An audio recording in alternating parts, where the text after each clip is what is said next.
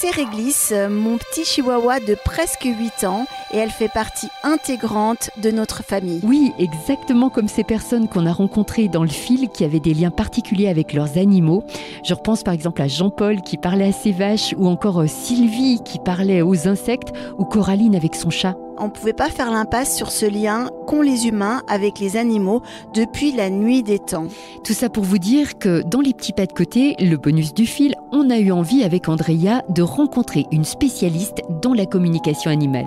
Et voilà comme on est arrivé chez Alexandra Bloch. Bonjour Alexandra Bloch. Bonjour. Merci beaucoup d'avoir accepté de faire ce petit pas de côté avec Karine et moi. Merci à vous. On se réjouit quand même, parce que ce sujet, vrai. On en a parlé des heures, il nous intéresse énormément avec Andrea, surtout qu'on a des animaux. Exactement. Donc ça nous parle beaucoup, Oui. et toi tu as déjà eu une expérience en fait dans ce domaine. Même plusieurs. Voilà, je voulais comprendre un petit peu mieux cette communication animale avec vous aujourd'hui. Mais tout d'abord, pouvez-vous nous dire qui est Alexandra Bloch dans l'intimité ? Vous avez un chien qui s'appelle Willow. Oui. Voilà, pouvez-vous juste nous parler un petit peu de vous ? Oui, j'adore voyager depuis toute petite. Là, je rentre d'un safari en Afrique du Sud. C'était magique pour un peu me rapprocher des animaux un peu plus sauvages. Donc, j'aime découvrir d'autres cultures. Je suis aussi partie... il y a longtemps maintenant, il y a bientôt 15 ans, sac à dos 6 mois en Amérique du Sud, toute seule pour découvrir vraiment différents pays, différentes cultures, apprendre l'espagnol aussi, qui est une langue que j'adore. Voilà, j'aime rencontrer des gens, j'aime découvrir. Alors, je me suis formée à la communication animale il y a déjà bientôt maintenant 6-7 ans. Donc j'adore les animaux depuis toute petite. Je ne vais pas vous cacher que mon rêve c'était d'être vétérinaire. Voilà, il y a pas de... On va dire c'est un peu le rêve peut-être de petite fille, mais c'est resté en tant qu'adulte aussi. Et puis j'ai toujours trouvé un peu des chemins parallèles, on va dire, pour faire quelque chose que j'aimais à côté de mon travail. Donc j'ai commencé avec la communication animale et puis je me suis aussi formée pendant 2 ans au shiatsu. Et ça, c'est en suisse allemand. Donc, j'ai fait 2 ans de cours en suisse allemand sur les chevaux et les chiens essentiellement. Et ça, ce sont des massages donc à l'aide vraiment, c'est comme de l'acupressure. Sauf que j'utilise pas d'aiguille. Mais toujours pour les animaux. Toujours pour les animaux, oui. Est-ce que vous pouvez nous expliquer en quelques mots ce qu'est la communication animale ? Alors, la communication animale, je vais déjà peut-être commencer par vous dire que c'est pas un don. C'est la première chose, c'est important de dire, ça s'apprend. Alors je pense qu'il faut être ouverte à ça quand même, faut y croire un petit peu, mais ça s'apprend vraiment, il faut faire confiance à son intuition. Et on dit souvent que les enfants, c'est les meilleurs là-dedans, voilà, parce qu'ils n'ont pas tous ces filtres qu'on se rajoute lorsqu'on devient adulte. Et donc c'est vraiment un dialogue que j'ai avec l'animal sous forme télépathique, c'est-à-dire je me connecte à votre animal via une photo ou je peux aussi le faire en live à côté de lui. Mais c'est souvent quand même plus compliqué parce qu'il faut faire ça dans un endroit assez calme, avec pas beaucoup de monde autour.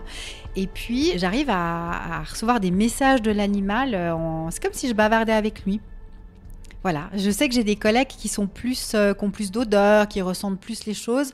Moi, c'est vraiment un ressenti au niveau aussi des douleurs de l'animal que je ressens à travers dans mon corps. Ou alors, et puis vraiment, je discute avec lui. Et comment vous faites pour vous connecter à l'animal ? Alors, on a, ça s'apprend aussi, on a vraiment ce moment de calme.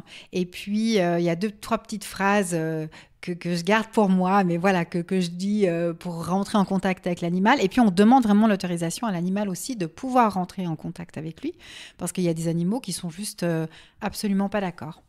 On a parfois ça avec les chats perdus, surtout avec les perdus, parce qu'il y en a qui veulent juste pas être retrouvés, qui n'ont pas envie de rentrer chez eux. Et il y a souvent des animaux qui vous racontent beaucoup de choses sur leurs humains.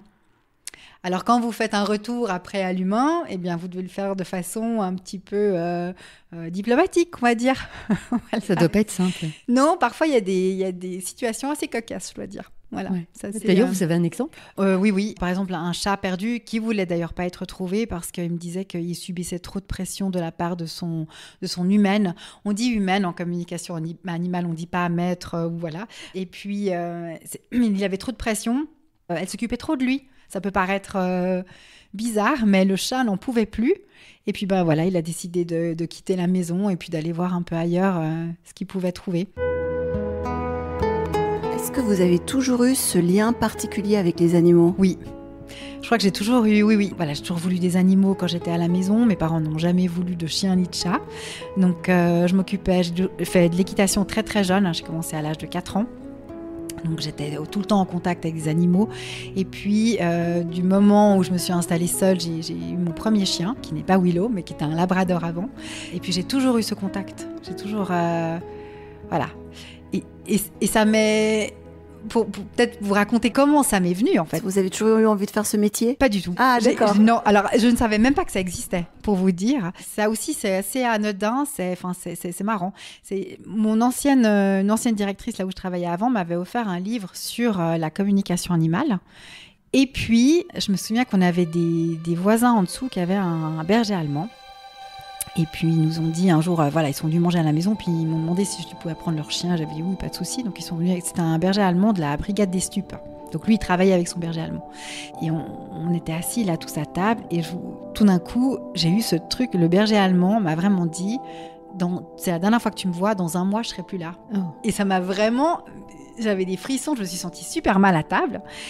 Et puis tout le monde a vu, mais je pouvais pas raconter, je pouvais raconter à personne parce que voilà, ils y croyaient pas du tout. Et là, je ne savais pas encore que la communication animale, j'ai pas fait le rapprochement avec le livre qu'on m'avait offert. Et puis voilà, le temps passe et un mois après, je vois sur Facebook qu'il avait dû en effet endormir son chien parce que son chien a eu comme une leucémie. En fait, on dit, on apprend que les animaux, ils savent très bien quand ils vont partir. Ça, c'est ce qu'on apprend aussi en communication animale, qu'ils le savent bien avant nous. Et puis, tout d'un coup, je me suis dit, mais c'est incroyable. Je me suis souvenue de ce que j'avais entendu le jour où ils sont venus manger à la maison. Donc, je lui ai raconté aussi à cette personne. Et puis, ce qui était drôle, c'est qu'en fait, il m'a dit « Ah, mais nous, on y croit, parce que figure-toi qu'à la police, on a quelqu'un qui communique aussi avec les animaux, parfois. Donc, en fait, on a déjà ce service aussi. » Et voilà. Et c'est là que je me suis dit « Mais en fait, il y a quelque chose à faire. » Donc, entre ce que j'ai entendu du chien et le livre qu'on m'a offert, et c'est là que j'ai cherché. C'est un petit peu un don tout de même, là, tout ce que vous nous dites. Vous avez entendu le chien vous dire quelque chose. Mais ça m'est vraiment venu comme ça. Mais je pense que c'est vraiment une connexion qu'on a avec l'animal. Mais je pense que ça s'apprend et ça se développe, hein. Vraiment. Ça ressemble à quoi alors justement une séance de communication animale avec les techniques que vous avez apprises ? À quoi ça ressemble ? Alors donc l'humain va me poser 5 questions par rapport à son animal, et puis moi autour de ces 5 questions, je vais développer tout l'état émotionnel de l'animal, le côté physique, voir s'il a mal quelque part, et lui poser aussi d'autres questions, et parfois je laisse juste venir à moi ce qu'il me raconte. Et puis je me penche aussi souvent sur la nourriture, sur ce qu'il aime manger, ce qu'il a ou pas, son caractère, et on essaye quand même toujours d'avoir 1 ou 2 points qu'on peut faire valider par l'humain, bien sûr. Parce que si je vous dis que votre chat, il n'aime pas manger de croquettes ou il aime les croquettes, il n'y a aucun... Enfin, voilà, il n'y a aucune... il n'y a pas de vérité ni de fausse vérité là-dedans. Mais c'est vraiment au niveau du caractère. Souvent, ils peuvent valider les choses, où on va donner des détails à l'intérieur de la maison, par exemple, où dort votre animal. Je ne sais pas, ça peut être la couleur du plaid. Et c'est là, en fait, que l'humain va se dire « Ah oui, quand même ». Après, comme je vous dis, c'est pas une science exacte, on se trompe aussi, et souvent, on est loin du 100%. Hein. Mais il y a quand même toujours quelque chose qui se rapproche dans le caractère. C'est rare qu'on nous ait dit « Ah ben non, là, vous êtes complètement à côté » ou... Mais comment on entre en télépathie ? Je me penche sur la photo de l'animal, je vois bien ses yeux, donc faut vraiment, c'est avec les yeux. Hein. Donc on dit que c'est un dialogue d'âme à âme.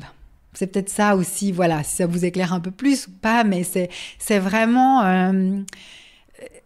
on laisse venir à soi toutes les infos qu'on a. C'est-à-dire qu'on peut pas... Il faut pas réfléchir, c'est ça, c'est ce qu'on nous apprend. Faut pas s'asseoir devant la photo et dire « Bon, allez, maintenant tu vas me parler, qu'est-ce que tu as à me dire ?» C'est comme un peu, je pense, un état méditatif. Et puis, on laisse venir à soi les infos qu'on a. Parce qu'il y a des chevaux qui m'ont dit « Ah, moi, j'adore les bananes. » Et des fois, j'ai des choses complètement... qui sont pas forcément justes en tant que telles. Mais en fait, l'humain me dit « Ah oui, mon cheval, il adore les bananes. » Ou il adore je sais pas... souvent, on me demande « Ah, mais avec qui il s'entend pas au manège ?» Ou ça, c'est pour les chevaux. Et puis, j'arrive à décrire la couleur du cheval. Ou puis, ils me disent « Ah oui, en effet, c'est ça. » Donc, il y a des cours de communication animale. Et ça s'apprend. Ça s'apprend. Et qu'est-ce qu'on vous apprend dans ces cours ? Ou bien, vous avez pris des cours ou pas ? Oui, j'ai pris des cours. Oui, ça a duré presque 2 ans. Alors... Donc on nous apprend déjà à, je pense avant tout à se faire confiance à son intuition. Donc au début, on va même commencer par des jeux, par exemple des cartes. Donc vous allez avoir quelqu'un en face de vous et puis il va devoir deviner ce que vous avez sur la carte, voilà, le paysage que vous avez. Et ensuite, on essaye chacun sur nos propres animaux. Et puis ensuite, on va... alors, je sais que les cours ont évolué, mais moi, par exemple, à l'époque, on était allé au zoo de Servion. Et puis, les gardiens du zoo nous ont validé ce qu'on avait dit sur les animaux. Donc, les prénoms des animaux, et on ne les connaissait pas, les animaux au zoo. Pas du tout. Et puis, donc ça, c'est intéressant. Et puis après, on a 50 cas à faire. 50 cas pratiques à faire, donc vous trouvez 50 animaux et puis c'est à chaque fois validé par l'humain de l'animal, voilà. Donc non, ça s'apprend assez sérieusement. Je veux peut-être préciser que ça ne s'apprend pas en un week-end, comme il y a beaucoup de formations qu'on voit en 2 jours. Je pense qu'il faut un peu plus d'exercice pour pouvoir bien le faire. C'est intéressant cette anecdote du zoo, parce qu'on se posait la question, est-ce que c'est possible la communication animale avec tous les animaux ou seulement les animaux qui sont domestiques? Tous les animaux. Vous pouvez le faire absolument avec tous les animaux. D'ailleurs, l'endroit où j'ai appris à Lausanne, je crois qu'elle proposait à l'époque une semaine, je crois, en safari avec des animaux sauvages. Voilà, je crois qu'elle ne le fait plus. Elle a pris un bout de son cursus en Afrique. Donc, on peut le faire. Là, je n'ai pas essayé. En Afrique du Sud, tout le monde m'a demandé. Je dis non, j'étais trop... voilà. Et puis aussi, il faut préciser qu'on le fait donc toujours en accord avec l'animal. Donc, parce qu'on me demande parfois, est-ce que lorsque tu es dans le tram ou dans le bus, si tu vois un chien passer, est-ce que tu communiques avec lui? Non, je le fais pas. C'est aussi quand même toujours, on rentre dans l'intimité de quelqu'un, hein. Voilà. Vous savez, dans le fil, on parle des liens. Moi, j'aimerais savoir quel est le lien entre un animal et son humain, son humaine. Chaque lien est différent. J'ai aussi parfois malheureusement des animaux qui me disent qu'ils sont pas heureux, qu'ils sont pas super bien, qu'ils se sentent mal aimés, qu'ils sont pas à leur place. Voilà. Donc ça, je dois le retranscrire après de façon justement. Voilà, que l'humain puisse comprendre ça sans se fâcher, hein, aussi. C'est pas toujours évident. Donc, je pense que ça dépend vraiment de l'humain. Mais ce qu'on dit en tout cas, et ça, je pense que c'est juste, c'est que l'animal ressemble quand même beaucoup à son humain. Je pense qu'il se calque quand même beaucoup sur lui. Et voilà. Qu'est-ce qu'ils essayent souvent de transmettre à leurs humains, ces animaux que vous rencontrez? Beaucoup de soutien. Ouais. Je pense que c'est surtout ça en premier lieu. C'est le soutien de... Ça résonne beaucoup pour eux, Andrea. Oui, je suis très émue en fait. C'est souvent ça. Ouais. C'est souvent dans des parcours de maladie ou... parce que j'ai fait une communication animale avec ma petite chihuahua Réglisse pendant le Covid. Du coup, moi aussi je suis émue. Et depuis, j'ai plus jamais regardé Réglisse de la même façon. Donc, je suis très touchée par ce que vous dites. C'est souvent ça. C'est souvent... ils sont toujours là. On dit, hein, voilà, les animaux aussi sont toujours là un petit bout dans votre vie. Et puis, ils arrivent rarement dans votre vie par hasard. C'est toujours pour une raison ou parce que vous avez vécu un événement ou qu'il y a quelque chose qui s'est passé. Autant pour les chats, les chiens que les chevaux. Hein. Tous les animaux, enfin plus les animaux domestiques, je pense. Mais il y a toujours une raison. Et puis souvent, c'est vrai que c'est souvent le soutien. C'est souvent ce qui me raconte. Ou un enfant qui est parti de la maison, tout d'un coup qui va faire ses études à l'université. Puis les parents se retrouvent tout seuls à la maison. Il y a plein d'exemples comme ça. Quels effets ces échanges ont sur les humains, justement? Et vice-versa. Les échanges entre... Oui, à partir du moment où vous entrez en communication avec les uns et avec les autres, parce que finalement, on se rend compte que vous êtes au milieu, que votre job, c'est à la fois de comprendre l'animal, mais de comprendre l'humain, de transférer de l'un à l'autre ce que l'autre veut lui dire. Mais du coup, ça a des effets derrière? Alors, c'est souvent très bénéfique pour retrouver une entente globale. Et puis, j'ai aussi remarqué que tout d'un coup, c'est comme s'il comprenait, voilà, que l'animal, il ressent vraiment quelque chose, qu'il y a vraiment quelque chose derrière, que c'est pas juste un chien qu'on sort 4 fois par jour pour ses besoins, qu'il y a un partage, et qu'en fait, souvent, les animaux, c'est des éponges émotionnelles, hein. Et ça, tous les animaux, hein, autant le chat, le chien, le cheval, voilà. On a souvent d'autres anecdotes avec les chevaux. J'ai eu récemment un cheval qui voulait plus du tout sauter d'obstacles. Il refusait tous les obstacles. Et c'est parce que derrière ça, quand on m'a posé la question, l'humain pensait, mon cheval ne veut juste plus sauter parce qu'il a plus envie.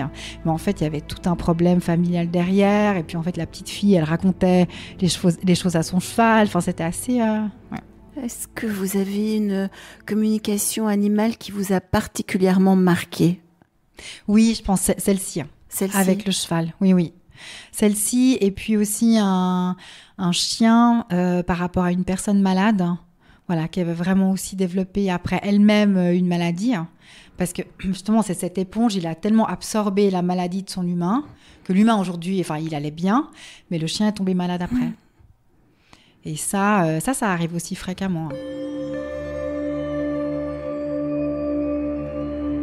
Vous êtes l'une des premières spécialistes à faire une émission de radio sur ce thème à Radio Lac depuis... Oui, je pense que oui. Quelques années maintenant, 2 ans 2 ans, oui. Ouais. Après, peut-être une émission un peu plus régulière, parce que je crois qu'on en a déjà parlé à la radio.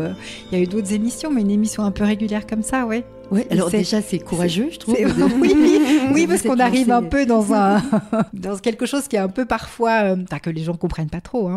Et est-ce que ça sert à représenter un défi pour vous ? Tout d'abord, est-ce que c'est même un défi hebdomadaire ? Parce que c'est tous les lundis qu'on peut entendre cette émission sur Radio Lac. Mais en plus, quelles sont les attentes des auditeuristes ? Alors, c'était clairement un défi. Ouais.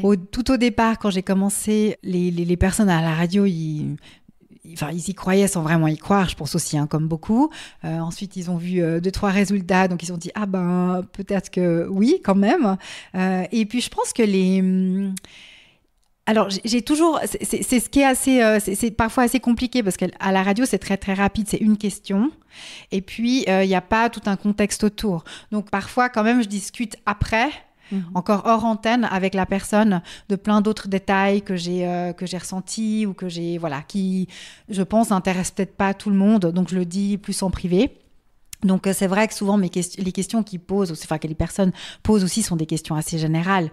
Comment se sent mon chien ? Et puis on va pas aller dans le détail émotionnel, on va dire. Il y a une bonne réception, et je pense aussi oui, ça aussi, c'est peut-être important de le spécifier, c'est qu'il y a un vétérinaire qui est juste avant, dans l'émission, avant moi. Et puis, tous les vendredis, maintenant, je vais chez ce vétérinaire, qui était d'ailleurs le premier vétérinaire de mon chien. Et puis, je travaille aussi avec lui. Et c'est assez intéressant, justement, d'avoir souvent ce double check par rapport aux maladies. Après, je dis, par exemple, il y avait un chat récemment, j'ai dit peut-être qu'il faudrait contrôler au niveau du foie, et puis ils ont fait une prise de sang, puis en effet, il y avait un gros souci au niveau du foie, donc on a pu aller plus loin grâce à la communication animale. Ça confirme souvent et ça aide, en fait, c'est ça. Ça aide, je trouve, le côté scientifique, c'est aussi intéressant. Comment vous vous sentez, vous, quand vous pouvez communiquer les pensées et les émotions d'un animal ? Qu'est-ce que ça vous fait, en fait ? Alors, c'est assez fatigant. Je ne pourrais pas faire plus que 2 communications par jour. Une communication entière, elle me prend encore quand même 1 heure. 1 heure et quart à chaque fois. Et c'est 4 pages que je rends à la personne avec plein de réponses, des conseils. Et puis, je prends du temps. Et je sais que ça prend beaucoup d'énergie aussi, parce que bien sûr, je ne fais pas ça toute la journée. J'ai une collègue avec qui je travaille aussi beaucoup en binôme, qui est à Lausanne, qui a fait la même formation que moi. Elle est vraiment spécialisée en chats perdus. Et souvent, on s'écrit pour un double check pour les chats. C'est assez intéressant, et on a souvent la même chose. On le voit au même endroit, donc on vérifie les deux. Mais elle aussi, elle me dit, on s'habitue, mais c'est quand même on est fatigué après. Par contre, ce qui est assez fou, c'est que je pense que du fait que je suis un peu dans un état méditatif, si vous me redemandez 1 semaine après ou 3 jours après ce que j'ai dit sur ce chat, je vais plus m'en souvenir. C'est assez... ça peut paraître assez lunaire ce que je dis, mais voilà, c'est un peu... Mais c'est pas de la voyance non plus. Je veux dire, c'est vraiment pas de la voyance. C'est vraiment intuitif, voilà. Et ça vous a jamais donné envie de le tester sur les humains ? On m'a souvent demandé, dans mon ancien travail, on s'arrêtait le matin à mon bureau, on me disait, mais tu fais aussi ça avec les êtres humains ? Tu peux savoir ce qu'on pense au bureau ? Oui, alors non, je ne le fais pas, j'ai jamais essayé. Après, J'ai envie de vous dire, à qui ce n'est pas arrivé de penser très fort à quelqu'un et tout d'un coup il vous appelle, ou alors que ça fait longtemps que vous aviez plus de nouvelles. Je pense qu'on le fait peut-être un peu tous sans le savoir. Et puis il y a des personnes qui font plus attention que d'autres, mais je crois qu'il faut vraiment s'écouter, faire confiance à son intuition aussi pour tout dans la vie de tous les jours.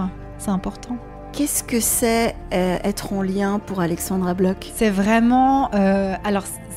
en général, parce qu'il n'y a pas que le lien avec les animaux, mais je pense que c'est vraiment l'importance du partage.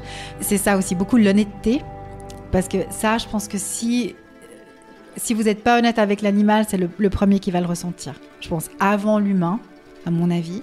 Et ça, c'est très très important, c'est cette transparence qu'on a vraiment dans la communication animale, comme les animaux l'ont avec nous en fin de compte. Mais c'est marrant parce que, si je puis me permettre, vous dégagez ça. Oui, c'est vrai. C'est fou, vous avez des yeux incroyables, vous dégagez quelque chose d'hyper honnête, hyper transparent, hyper... Oui. Ça fait du bien de vous Oui, rencontrer. vraiment. Merci pour cette rencontre. Merci beaucoup. Merci à vous. Merci Alexandra. Merci beaucoup.